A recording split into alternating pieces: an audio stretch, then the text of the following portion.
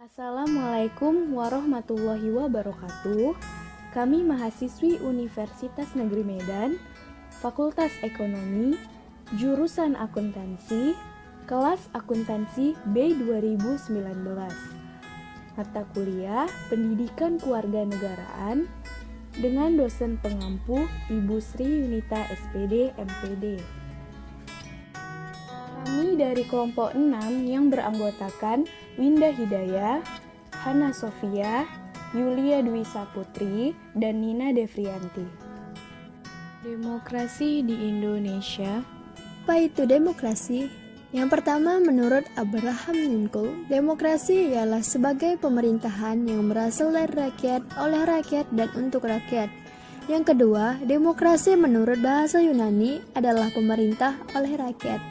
Yang ketiga, demokrasi dalam pengertian orang-orang Athena dan Romawi kuno adalah bentuk pemerintahan yang muncul sebagai reaksi terhadap pemusatan dan penyalahgunaan kekuasaan oleh para penguasa, dan para filosof menentukan elemen-elemen esensial dari demokrasi berupa pemisahan dari kekuasaan, hak-hak sipil atau hak-hak manusia, kebebasan beragama, dan pemisahan gereja dan negara. Definisi modern demokrasi. Definisi modern dari demokrasi juga sering dihadapkan dengan rezim-rezim otoritarian, totaliter, dan teokrasi. Demokrasi adalah bentuk pemerintahan yang menjamin hak-hak dasar pribadi dan politik, pemilihan-pemilihan yang jujur dan bebas, serta lembaga peradilan yang bebas. Definisi klasik demokrasi. Demokrasi sering dikemukakan berlawanan dengan tipe-tipe pemerintahan yang lain, seperti yang pertama monarki, yaitu pemerintahan dari satu penguasa berupa raja ataupun ratu maupun kaisar. Yang kedua, aristokrasi, yaitu pemerintahan oleh para bangsawan atau keturunan bangsawan.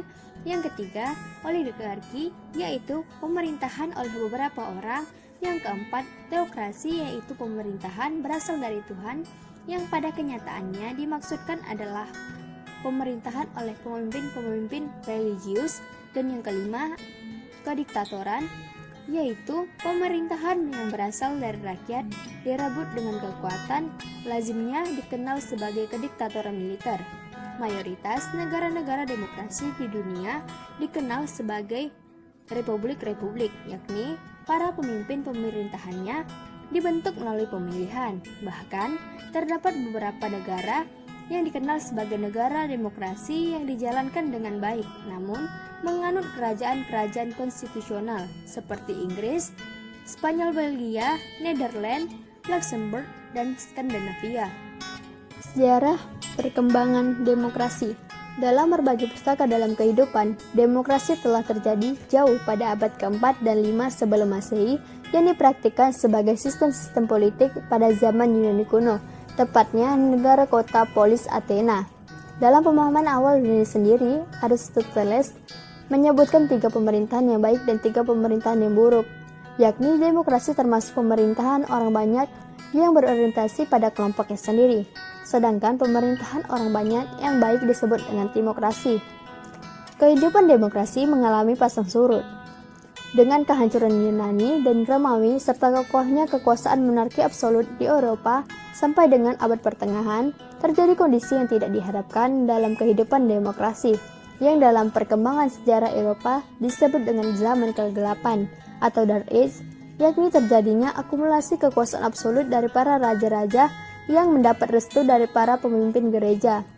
Pemerintahan absolut ini telah memasung kebebasan berpikir manusia, sehingga menimbulkan reaksi para pemikir abad Renaissance yang melahirkan teori-teori tentang kekuasaan negara sampai dengan teori kedaulatan rakyat yang mampu menopang perkembangan demokrasi meluas ke berbagai penjuru dunia. Prinsip-prinsip demokrasi yang terdapat kebebasan, yang merupakan keleluasan seseorang untuk berbuat atau untuk tidak berbuat sesuatu sesuai dengan keinginan sendiri. Di dalam kebebasan terdapat kebebasan menyatakan pendapat, yang merupakan hak seseorang dalam kehidupan bermasyarakat atau bernegara yang wajib dijamin oleh undang-undang dalam sistem demokratis. Kemudian, terdapat kebebasan berkelompok yang merupakan kebebasan untuk berorganisasi bagi setiap warga negara sebagai makhluk sosial. Selanjutnya, kebebasan berpartisipasi yang merupakan kebebasan untuk berperan serta dalam suatu kegiatan. Kebebasan ini sebagai perwujudan gabungan kebebasan berpendapat dan kebebasan berkelompok. Kemudian kesetaraan antar warga atau individu yang merupakan nilai dasar demokrasi. Kesetaraan dalam demokrasi merupakan bentuk pengakuan terhadap pribadi manusia, bahwa manusia di dunia ini mempunyai kedudukan harkat dan martabat yang sama.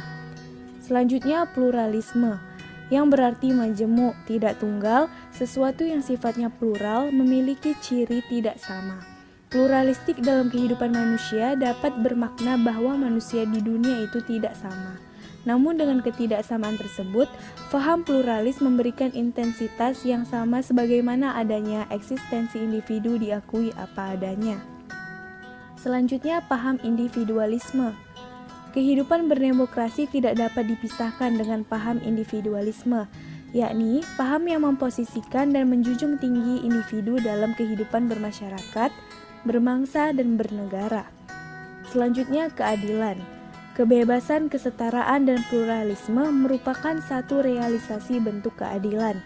Karenanya, kehidupan praktik demokrasi tidak dapat dipisahkan dengan nilai keadilan pada umumnya. Selanjutnya, terdapat bentuk-bentuk demokrasi.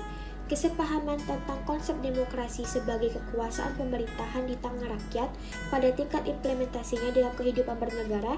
Terdapat berbagai pola kehidupan demokrasi sesuai dengan paham ideologi atau paham yang dianut dan dikembangkan masing-masing negara. Yang pertama, terdapat demokrasi liberal. Prinsip demokrasi liberal didasarkan pada filosofi kenegaraan bahwa manusia adalah makhluk individu yang bebas. Kedua, demokrasi komunis. Ideologi komunis yang dikembangkan Marx memiliki pengaruh cukup meluas dan berhasil diterapkan dalam praktik kenegaraan oleh beberapa negara di dunia, contohnya bahkan Uni Soviet. Ketiga, demokrasi dan Islam. Banyak kalangan muslim mengatakan bahwa Islam dan demokrasi adalah serasi, cocok, atau kompatibel. Bagi sebagian kalangan, ada persoalan antara Islam dan demokrasi. Dari sekedar persoalan pengalaman demokrasi Islam yang terbatas, hingga persoalan serius menyangkut ketidakcocokan Islam dan demokrasi. Perkembangan demokrasi di Indonesia. Yang pertama, demokrasi liberal di awal proklamasi. Awal proklamasi kemerdekaan Indonesia, pemerintahan Indonesia masih disibukkan untuk menata negara yang baru berdiri. Pada sisi lain, bangsa Indonesia harus berjuang mempertahankan kemerdekaan dari penjajah Belanda yang masih ingin berkuasa lagi di Indonesia. Kedua, demokrasi terpimpin. Di awal kemerdekaan, Mahfud tahun 2000 menyebut sebagai pemikiran demokrasi Soekarno-Hatta yang kemudian diupayakan lagi setelah dekret Presiden 5 Juli 1959. Sejak mempersiapkan proklamasi, Soekarno-Hatta yang berorientasi pada pluralistik dan cenderung memisahkan negara dengan agama, tidak berarti negara tidak membolehkan agama masuk dalam konsep-konsep kenegaraan Indonesia. Ketiga, demokrasi Pancasila. Pada esensinya, demokrasi Pancasila adalah berasal dari pemikiran politik Soekarno yang kemudian dituangkan ke dalam Undang-Undang Dasar 1945 Proklamasi. Keempat, demokrasi era reformasi. Akhir Orde Baru ditandai dengan tekanan kekuatan reformasi dan pengunduran diri Presiden Soeharto pada bulan Mei 1998.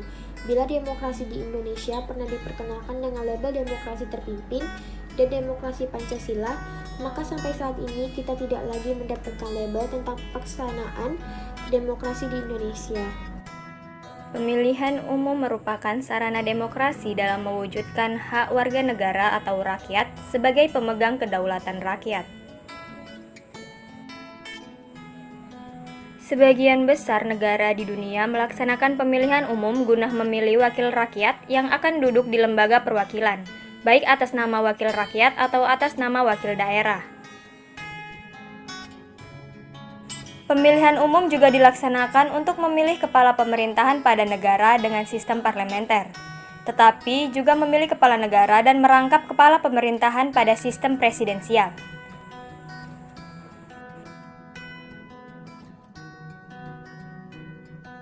Pembangunan masyarakat demokrasi dalam Rencana Pembangunan Jangka Panjang atau RPJP. Mengamanatkan untuk menetapkan kelembagaan demokratis yang lebih kokoh, memperkuat peran masyarakat sipil, memperkuat peran masyarakat desentralisasi dan otonomi daerah. Jamin pengembangan media dan kebebasan media dalam mengkomunikasikan kepentingan masyarakat dan melakukan pembenahan struktur hukum dan budaya hukum, serta menegakkan hukum secara adil, konsekuen, tidak diskriminatif, dan tidak memihak kepada rakyat kecil. Baik, terima kasih telah menyaksikan presentasi dari kami. Mohon maaf jika terdapat kesalahan dalam presentasi kami. Semoga dapat menambah wawasan bagi para pendengar ya. Sekian presentasi dari kami. Wabillahi taufik wal hidayah. Wassalamualaikum warahmatullahi wabarakatuh.